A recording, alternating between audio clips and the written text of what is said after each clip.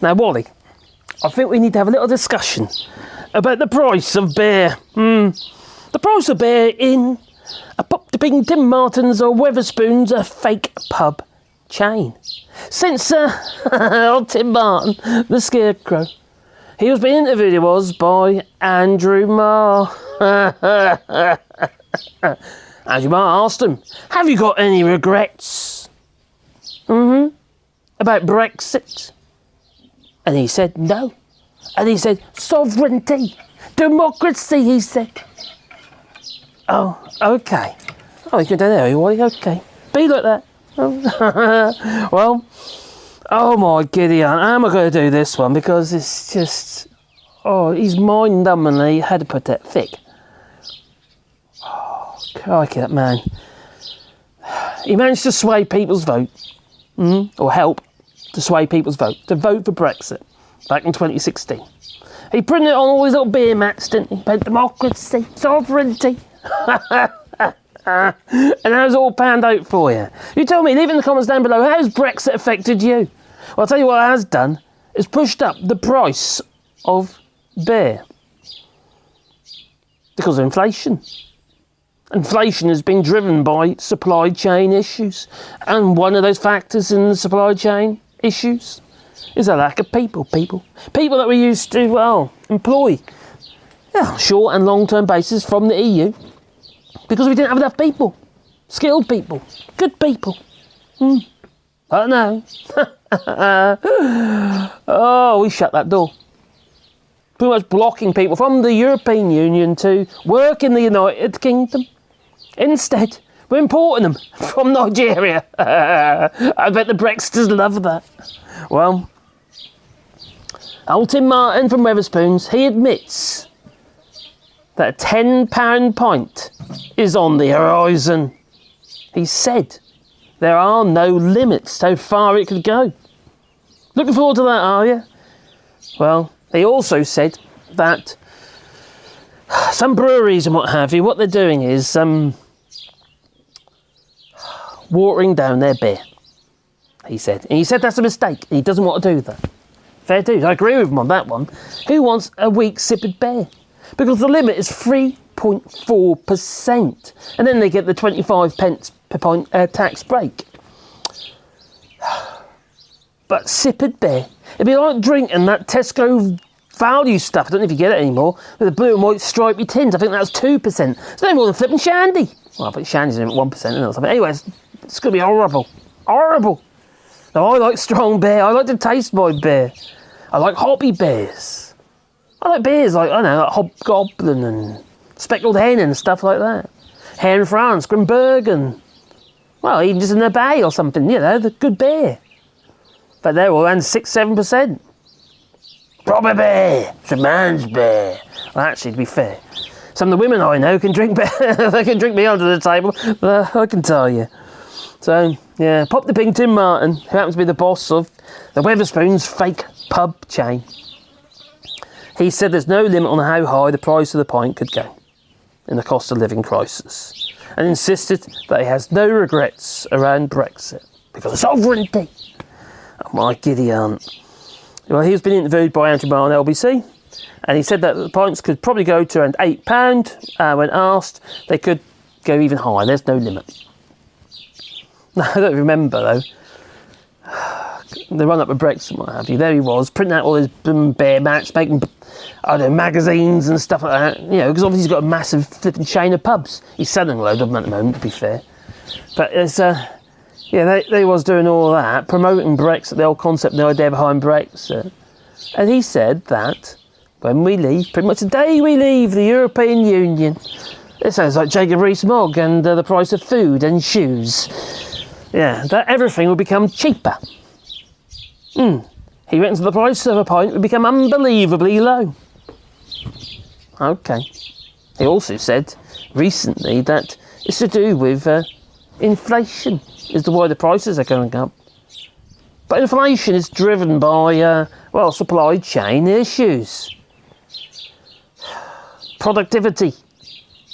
Now, many economists have already said there's people who know dance like more than I do, and that having a constrained labour market is problematic for productivity. It's not rocket science, is it? You know, if you don't have the people to make the shit, well, then how are you going to make it? You just can't. No. There's a whole supply chain. There's a whole industry within an industry, whether it be logistics, whether it be the supply of the raw materials, whether it be the retail, or, you know, or wholesale. There's all these different industries, they're all interconnected, and they all have this knock-on effect, and they can't function without the people. Instead, what we do, we're blocking all these people coming in from the EU. Oh, they're coming over here, taking our jobs and our women, and opened ourselves up. Well, actually, we're importing people from Nigeria. People with brown faces. I'm sure the racists love that. That'll teach. Well, makes no flippin' sense. Now, if you ask me, Brexit was a racist project. It really was.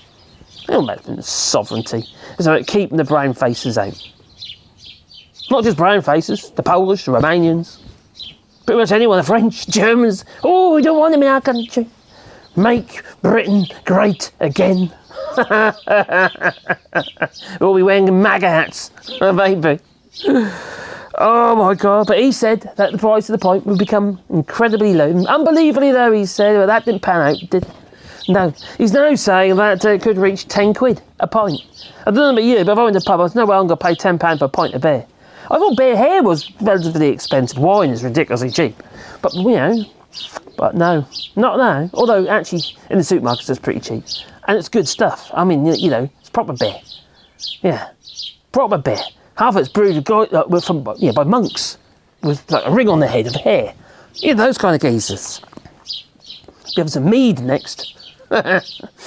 Well, apparently, though, some brewers have jumped on that bandwagon and they can't resist that 25p tax break, which brings the price, it's got to be under 3.4%. Yeah, to better get that tax right. Now, to be fair to Tim Martin, he did say that is a mistake, because people have an expectation, you know, with their beer. You know, why would you might still get a cordial or something, you know, get some squash.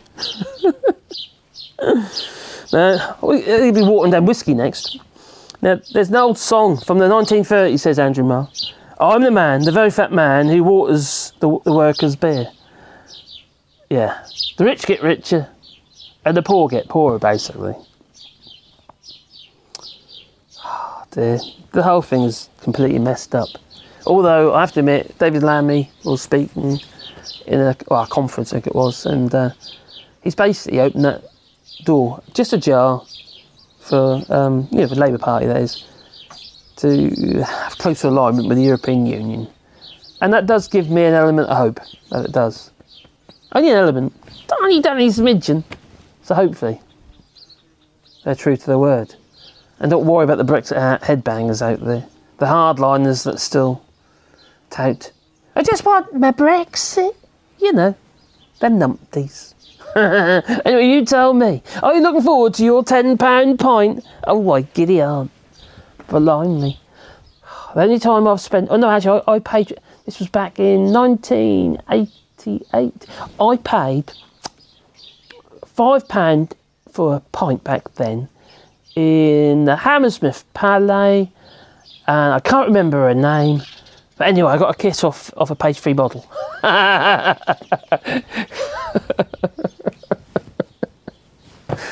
Oh, crikey, what's her name? Oh, crikey. Anyway, give me some names of page 3 models. You know, Sun models. You've got their what's it's out. The Madonna with the bigger boobies, you know, and maybe God, I'm sure it begins with M. Oh, anyway, I'll come to me in a minute. Leave it in the comments down below. That's time for me to go. Anyway, if you want to support Janet, you can do it on Patreon or buy us a coffee. And the links are down below, that they are. And it is very much appreciated, because you can't do this channel without some support, because the stuff you have to buy. He's got new microphones, you see, and stuff like that. So we do dual microphones with my dear missus when we go for our dog walks. So, yeah. Anyway, it's time to do a bit of work, isn't it, eh? Ta-ta.